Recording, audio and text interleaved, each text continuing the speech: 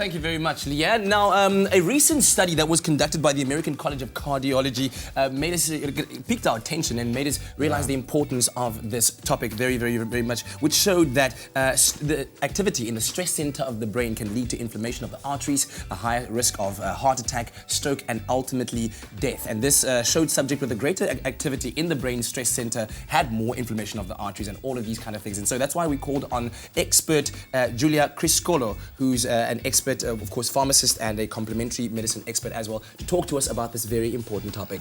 Giulia, thank you so much for joining us this morning. And of course, we want to open the line to you guys at home to pose your questions. Maybe you've got some insightful comments. 083 9133 728 is the number to dial.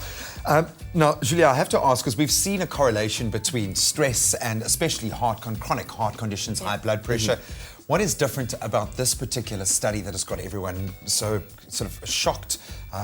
What is it about this one that sets it apart? Well, Graham, basically it's showing the link between activity in the brain and the rest of the body. So in the past we thought it was like diet, nutrition, diabetes, lifestyle, exactly, all those things, which are true. But this study has shown that there's an area in the brain, our amygdala, as you very well said, which is our ancient brain.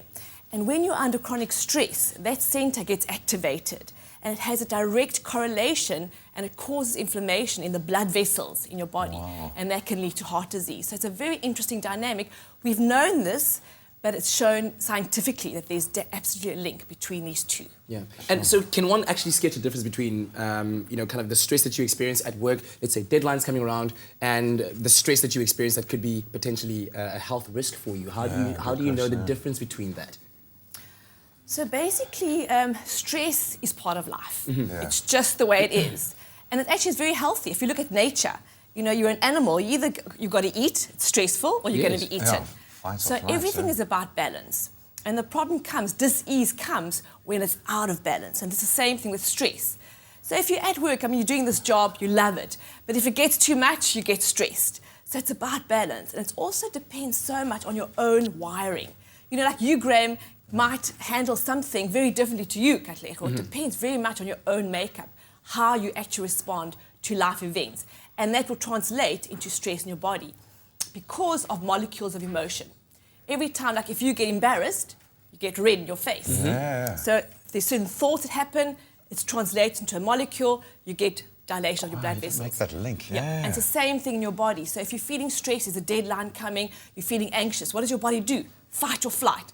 Makes adrenaline, stressed, blood pressure goes up, sugar pours out of your body. And so what happens long term, that's the thing, long term, you're going to get ill. Because stress and that kind of adrenaline stress should be short term. You know, get stressed, event's over, calm down. Yeah. And I think the next obvious question is, how much is too much? When do we know that we've crossed that line and we're entering into dangerous territory of too much stress physically, when we can feel those warning signs? Well, your body is your best friend, and believe me, it will let you know. So if you start feeling not well, you start waking up with headaches, you feel very tired, suddenly you find you get pins and needles in your fingers, you find that you're short of breath, or that you start losing your hair. You know, when you're stressed, you make cortisol. It's got huge implications in your body. You find you get sick often. You know, when you're stressed, you get sick often. Why? Because your body's producing cortisol all the time. And cortisol in a healthy body is your natural anti-inflammatory. Right.